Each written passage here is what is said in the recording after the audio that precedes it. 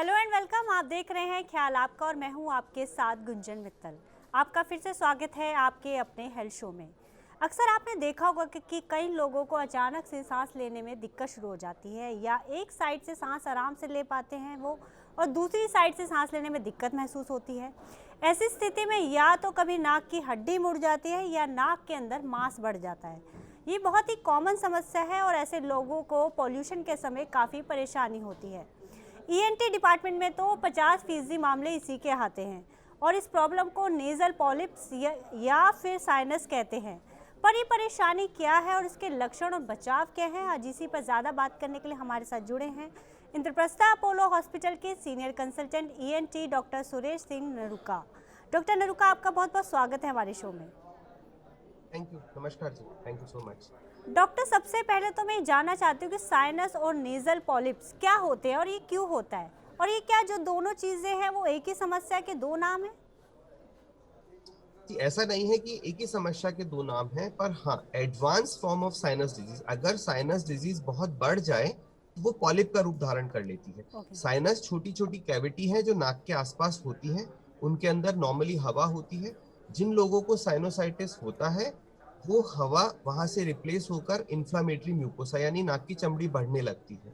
Okay. ये नाक की बढ़ी हुई चमड़ी अगर बहुत ज्यादा बढ़ जाए तो इसी को बाद में हम पॉलिप्स कहते हैं। ओके। तो साइनस की डिजीज एडवांस फॉर्म में पॉलिप के नाम से जानी जाती है। तो ओके। जब पॉल्यूशन होता है तो साइनस की डिजीज बढ़ जाती है और नाक के अंदर मांस बढ़ जाता है, जिसको हम पॉलिप कहते हैं। ओके, तो अभी जैसे मैंने शुरुआत में कहा कि ईएनटी में जो है 50% मामले इसी के आते हैं।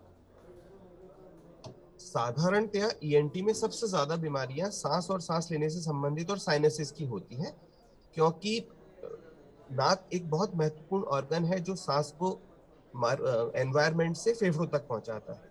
अगर किसी भी वजह से उस क्वालिटी ऑफ एयर में प्रॉब्लम है तो सबसे पहले जो बीमारियां होंगी हमारे शरीर में वो नाक के थ्रू होती हैं। ओके। तो साइनस डिजीज एक बहुत कॉमन डिजीज है, और पॉल्यूशन बढ़ने के साथ साथ साइनस और साइनस से रिलेटेड समस्याएं बहुत बढ़ती हैं। तो ओके। साधारणतया ईएनटी के जितने कुल पेशेंट आते हैं उसमें से 50 से 60% पेशेंट नाक या साइनस से संबंधित बीमारियों के होते हैं। ओके।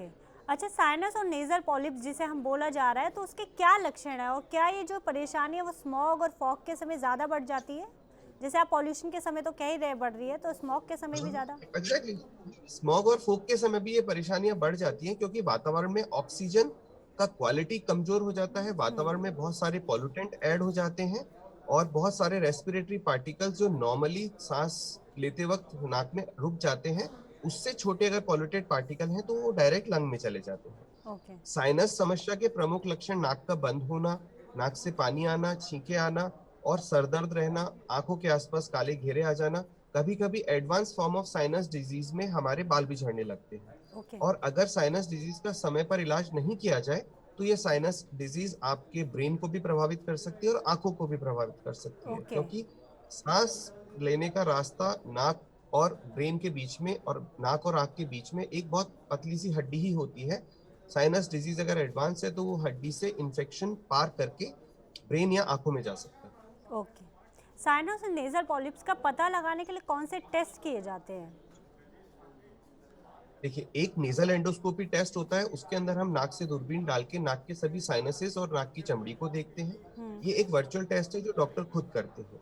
एक टेस्ट है इमेजिंग, अगर हम सीटी स्कैन करते हैं साइनसेस का तो सारे साइनसेस की 3 डायमेंशनल एनाटॉमी को हम सीटी स्कैन से पता कर सकते हैं। तो ओके। एक नेजल एंडोस्कोपी और एक सीटी स्कैन, ये दो प्रमुख इन्वेस्टिगेशन है जिनसे हम नाक की डिजीज के बारे में पूरी तरह से जानकारी पा सकते हैं। तो कितनी बड़ा कंसर्न है, क्योंकि मैं एक आर्टिकल पढ़ रही थी तो कहा जा रहा था कि 5 में से 1 व्यक्ति को इसकी प्रॉब्लम है हमारे हिंदुस्तान में, और ये अस्थमा और डायबिटीज़ के पेशेंट से भी ज़्यादा है। साइनोसाइटिस एक बहुत कॉमन प्रॉब्लम है, पर चूंकि हमारे देश में नाक की छोटी मोटी बीमारियों को हम उतना आसानी से ध्यान नहीं तवज्जो नहीं देते, देते। इग्नोरेंस है, थोड़ा सा इग्नोरेंस है। लेकिन साइनस की तकलीफ ज्यादा होने पर आपके फेफड़ों को प्रभावित करती है। हम्म। साइनस की तकलीफ से आप कंसंट्रेशन नहीं रख पाते अपने काम में, आपको नींद की समस्या आ सकती है, आपको परमानेंट हेडेक रह सकता है। और अगर साइनस की समस्या को हम टाइमली ना मैनेज करें तो ये एडवांस फॉर्म में आपके ब्रेन और आंखों को भी नुकसान पहुंचा सकती है। ओके, तो ये जेनेटिक होता है और कोई एज से भी संबंध होता है इसका कि पर्टिकुलर एज में होता है या फिर जेनेटिक ही होता है ये? एज से तो इसका कोई रिलेशनशिप नहीं है, लेकिन जेनेटिक्स को इसमें हम रिलेट कर सकते हैं, क्योंकि अगर पेरेंट्स एलर्जिक हैं अगर किसी चीज से, तो बच्चे भी एलर्जिक होंगे और उनके सिबलिंग्स भी एलर्जिक होंगे। ओके। तो there is a familial tendencies sinus disease में, लेकिन इसका उम्र से कोई लेना देना नहीं है। हाँ, पर अगर साइनस के साथ साथ आपको और भी बीमारियां हैं, जैसे डायबिटीज है, ब्लड प्रेशर है, या कोई इम्यून रिलेटेड इलनेस है, तो आपको साइनस बहुत एग्रेसिव तौर पे परेशान कर सकते हैं। ओके, ये भी बताइए कि साइनस और मांस बढ़ने से, जो नाक में बढ़ता है मांस, तो उससे किन किन और दिक्कतों का सामना करना पड़ता है? अगर बांस बढ़ता है तो हमारी सबसे पहली जो समस्या आती है वो नाक बंद हो जाती है। जब हम नाक बंद हो जाती है तो हमारे फेफड़े में जाने वाली जो हवा है उसका फिल्ट्रेशन नहीं हो पाता है, जी। तो सारी पॉल्यूटेड एयर मुंह के रास्ते फेफड़ों में चली जाती है। इस ओके। तरह से आपके फेफड़े भी धीरे धीरे डैमेज होने लगते हैं। अगर आपकी नाक बंद रहती है तो इससे आपको सर दर्द, बुखार, छींके, नाक से खून आना इत्यादि समस्या हो सकती है। कभी कभी अगर साइनस की म्यूकोसा जो बढ़ गई है, पॉलिप बढ़ गए हैं, उनमें एडिशनल बैक्टीरियल और फंगल इन्फेक्शन हो सकते हैं जो काफी घातक सिद्ध होते हैं। कोविड में भी ऐसा देखा गया था कि जिनको साइनस प्रॉब्लम थी उनको म्यूकोरमाइकोसिस, उनको साइनस का एग्रेशन ज्यादा देखा गया comparative to the normal population जिनको साइनस प्रॉब्लम नहीं थी। ओके, अच्छा ये भी बताइए कि साइनस कितने प्रकार के होते हैं और सबसे ज्यादा खतरनाक कौन सा है? साइनस तो हमारे शरीर में 4 प्रमुख साइनस होते हैं, जिसमें से 3 साइनस पेयर में होते हैं, और एथमॉइड साइनस जो हैं वो बहुत सारे होते हैं। तो मैक्सिलरी, इथमॉइड, स्फिनॉइड और फ्रंटल साइनस। तो ये 4 साइनसेस हैं, और जिसमें से बाकी 3 साइनस सिर्फ 2 नंबर होते हैं, राइट और लेफ्ट। सिर्फ एथमॉइड साइनस होते हैं जो बहुत सारी कैविटीज होती हैं, तो लगभग 300-400 के आसपास एथमॉइड साइनस की कैविटीज होती हैं। सभी साइनस बराबर महत्वपूर्ण है, क्योंकि इथमॉइड साइनस से ब्रेन बिल्कुल पास होता है, स्फिनॉइड साइनस से आंखें और ब्रेन बिल्कुल पास होता है, मैक्सिलरी साइनस से ब्रेन बिल्कुल पास, मैक्सिलरी साइनस से आंखें पास होती हैं, और फ्रंटल साइनस ब्रेन और साइनस को बिल्कुल एक पतली सी बोन से अलग करता है। तो सारे साइनस अपने आप में बहुत महत्वपूर्ण हैं, और सभी साइनस इक्वल इम्पोर्टेंस रखते हैं हमारे फेफड़ों को एक अच्छी हवा पहुंचाने के लिए। ओके, तो जैसा कि हम कह रहे हैं कि बार बार इसमें सांस लेने में तकलीफ होती है, अभी मुझे तो मास्क लगाने में ही तकलीफ होती है सांस लेने में, तो जो साइनस के पेशेंट्स होते हैं उनको क्या मास्क लगाने में ज़्यादा तकलीफ होती है? बस देखो, जो साइनस के पेशेंट है उनको पहले से ही मास्क लगाने में तकलीफ है, और साइनस के पेशेंट्स को पहले से ही सांस लेने में तकलीफ है, तो मास्क लगाने से उनका सफोकेशन बढ़ जाता है। जी बिल्कुल। तो उनके लिए तो बहुत ही मुश्किल है कि वो साइनस का पेशेंट भी है और साथ में उनको मास्क भी लगाना पड़े। तो ऐसे में हम यही सलाह देते हैं कि अगर आपको साइनस की तकलीफ है तो आपको हमेशा अपने साइनस का इलाज टाइम पे करना चाहिए, ताकि आपको मास्क लगाते वक्त परेशानी ना हो, और कम से कम आप अपनी दिनचर्या और अपनी स्लीप और अपनी नॉर्मल लाइफ को कंटिन्यू कर पाए। ओके, अच्छा क्या नाक की हड्डी को सही करने के लिए दवाई असरदार है या फिर इसके लिए ऑपरेशन ही करवाना पड़ता है?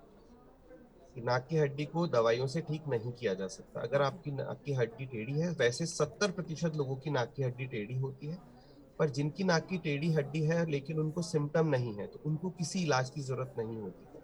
तो अगर किसी की नाक की हड्डी टेढ़ी है और उसकी वजह से किसी एक साइड नाक बंद रहती है, तो ऐसे में ऑपरेशन करके नाक की हड्डी को सीधा किया जा सकता है, और पेशेंट को दोनों नाकों से बराबर मात्रा में हवा का आवागमन नॉर्मल किया जा सकता है। ओके, तो ये ऑपरेशन माइनर होता है या फिर मेजर होता है?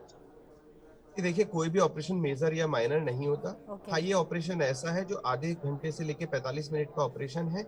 अगले दिन सुबह पेशेंट को हम घर भेज सकते हैं। तो ये एक बहुत ही बेसिक ऑपरेशन है जिसमें पेशेंट को नाक की हड्डी सीधी करने के तो अगले दिन घर घबराने भेज की दिया। जरूरत नहीं है बेसिकली इसके ऑपरेशन घबराने से? की ऐसी कोई बात नहीं। ओके, अगर ऑपरेशन ना करवाया जाए तो क्या परेशानी समय के साथ बढ़ सकती है? समय के साथ साथ अगर साइनस बढ़ते हैं तो पहले तो आपकी नाक दिन में अगर 4 घंटे बंद रहती है, अगर आपके पॉलिप बढ़ते जाते हैं तो नाक आपकी परमानेंट बंद हो जाती है, आपको परमानेंट हेडेक की समस्या हो जाती है, और अगर साइनस इन्फेक्शन में अगर पस इन्फेक्शन बैक्टीरिया अगर आ जाते हैं तो आपको फंगल साइनोसाइटिस, बैक्टीरियल साइनोसाइटिस जैसी सीरियस इमरजेंसी सिचुएशन भी तैयार हो सकती है। ओके। और ये इन्फेक्शन ब्रेन और आंखों में भी जा सकता है। ओके, डॉक्टर ये भी बताइए क्या ठंडी चीजें खाने से भी ये दिक्कत बढ़ती है साइनस की? ठंडी चीजें खाने का कोई डायरेक्ट लिंक नहीं है, पर ऐसी ओके। चीजें जिनसे आप सेंसिटिव हैं, उनको अगर आप खाते हैं या उनका इस्तेमाल करते हैं, तो आपकी साइनस की परेशानी बढ़ जाती है। ओके। ठंडी चीजों का डायरेक्ट साइनोसाइटिस से कोई लेना देना नहीं है, लेकिन अगर आप किसी दवाई से सेंसिटिव हैं या एलर्जिक हैं, किसी खाने से सेंसिटिव है या एलर्जिक हैं, तो आपकी साइनस की प्रॉब्लम बढ़ सकती है। ओके। तो एक बात बताइए, जैसे आपने कहा कि इसका ऑपरेशन ही हो सकता है, दवाइयों से नहीं होता, पर कुछ लोग घरेलू नुस्खे भी करते हैं इसके लिए, वो कितने कारगर हैं? घरेलू नुस्खे भी कारगर हैं, जैसे नाक को पानी से धोना, जल नीति करना, आयुर्वेद में इम्यूनिटी बढ़ाने वाली दवाइयां लेना, वो कारगर हैं। पर अगर आपकी नाक की हड्डी टेढ़ी हो गई है और अगर हुँ। आपको पॉलिप हो गए हैं, तो ऐसे में घरेलू नुस्खे और दवाइयां भी उतनी कारगर साबित नहीं होती हैं। ऐसे में आपको ऑपरेशन की जरूरत पड़ती ही पड़ती है। ओके। तो अगर किसी को साइनस या फिर नेज़ल पॉलिप्स की प्रॉब्लम है, तो उन्हें किन खानों की चीज़ों से परहेज़ करना चाहिए? सिर्फ उनको उन्हीं से परहेज करना चाहिए जिनसे उनकी नाक या उनका डाइजेस्टिव सिस्टम एलर्जिक है। बाकी खाने पीने का एज सच कोई रेस्ट्रिक्शन नहीं होता है। सिर्फ वो चीजें जिनसे समस्याएं होती हैं एलर्जी रिलेटेड, उनको हुँ। आप अवॉइड कर सकते हैं। बाकी आप नॉर्मल खाना जैसा खाएं। तेज मिर्ची मसालों से बचना चाहिए और बहुत ज्यादा आपको पानी पीना चाहिए। और पॉल्यूशन वाली जगह पे जाएं तो मास्क लगा के जाएं। और हुँ। भीड़ भाड़ वाली जगह से आपको जाने से बचना चाहिए। ओके। तो क्या ऑपरेशन के बाद भी ये समस्या दोबारा हो सकती है? अगर ऑपरेशन अच्छे से किया जाए, ऑपरेशन में सारा साइनसेस को अच्छे से क्लीन किया जाए, तो इस ऑपरेशन से होने वाली समस्याएं दोबारा नहीं होती है। हुँ। ऑपरेशन का सक्सेस रेट बहुत अच्छा है। पर जो लोग एलर्जिक हैं, जिनको बहुत ज्यादा एलर्जी है, अगर वो अपना ध्यान नहीं रखते हैं, डॉक्टर से रेगुलर फॉलोअप में नहीं रहते हैं, तो ये समस्या फिर से हो सकती है। ओके। सो तो चांसेस आर देयर, अगर अपना ध्यान रखेंगे तो समस्या नहीं होगी। अगर नहीं रखते हैं, डॉक्टर का सलाह पे आप अमल नहीं करते हैं, तो साइनस की प्रॉब्लम फिर से हो सकती है। अच्छा, ये भी बताइए कि कोरोना के बाद क्या इसके पेशेंट्स में इज़ाफ़ा हुआ है? कोरोना के बाद डेफिनेटली पेशेंट बढ़े हैं, क्योंकि लोगों का सबसे बड़ी बात तो अपनी हेल्थ को लेके अलर्टनेस, अवेयरनेस बढ़ी है। तो ऐसे में ऐसा तो नहीं बोल सकते कि पेशेंट बढ़े हैं, लेकिन चूंकि अलर्टनेस और अवेयरनेस बढ़ी है, इसलिए साइनस से संबंधित लोगों को डॉक्टर से दिखाने वाले लोग हमेशा से पहले से बढ़ गए हैं। क्योंकि कोविड के बाद लोगों में हेल्थ के प्रति, अपने अच्छे हेल्थ के प्रति अवेयरनेस बढ़ी है। तो नेचुरल सी बात है, साइनस से रिलेटेड पेशेंट्स हम पहले से ज्यादा देख रहे हैं। ओके। तो जैसे कि आपने कहा कि जो साइनस के पेशेंट्स उनको मास्क लगा के सांस लेने में तकलीफ होती है, तो फिर वो पेशेंट्स क्या करें? अपने साइनस का इलाज कराएं, डॉक्टर से मिलें। जो भी अगर डॉक्टर आपको दवाई देता है तो वो दवाई लें, ताकि आपकी नाक खुली रहे और मास्क लगा के भी आप नॉर्मल सांस ले पाएं। ओके। डॉक्टर नरूका, आपका बहुत बहुत शुक्रिया अपना कीमती समय हमारे लिए निकालने के लिए, हमारे तमाम सवालों के जवाब देने के लिए। Thank you so much. Thank you so much ma'am. Thank you. तो जैसा कि डॉक्टर ने भी बताया कि अगर आपको इस तरह के कोई भी लक्षण दिखाई दे, आपको बेमौसम अगर सिर दर्द रहता है या फिर ज़ुकाम रहता है, तो प्लीज़ डॉक्टर को ज़रूर दिखाएं और इसे नज़रअंदाज बिल्कुल ना करें, क्योंकि पॉल्यूशन और स्मॉग के समय इससे आपको काफ़ी परेशानी हो सकती है। अगर आपके मन में भी हेल्थ से जुड़ा कोई भी सवाल है, तो हमें प्लीज़ कमेंट बॉक्स में लिखकर ज़रूर बताएं। हम पूरी कोशिश करेंगे अपने डॉक्टर से आपकी परेशानी का हल जानने की। आज के लिए बस इतना ही। अब हमें दीजिए इजाज़त, हम कल फिर हाजिर होंगे एक नए विषय के साथ, एक नए गेस्ट के साथ। तब तक आप स्वस्थ रहिए और अपना और अपनों का ध्यान रखिए। चलते चलते हम आपको बताना चाहते हैं TV9 डिजिटल के न्यू इनिशिएटिव TV9 वैन के बारे में। आखिर क्या है इनिशिएटिव, आइए देखते हैं इस वीडियो में। Today, doctors are busier than ever providing care and advice to patients. And the reality is that an average patient now spends much more time in the waiting room than in the doctor's chamber. With such a captive audience, it's time to put their wait time to good use. Introducing TV9 Waiting Area Network that provides premium patient engagement experience through engaging and informative videos. These videos are created keeping in mind an Indian patient seeking medical attention. TV9 Waiting Area Network provides a perfect platform for educating the patients on everything a doctor's practice has to offer, while elevating the doctor's brand at the same time. As a doctor, all you need is to have Wi-Fi at your clinic and we'll take care of the rest. We provide you with a TV, a media player, your clinic profile, and a playlist customized as per your practice. Combine all this with the regular news updates from TV9 and you have an awesome branding and marketing tool for your clinic.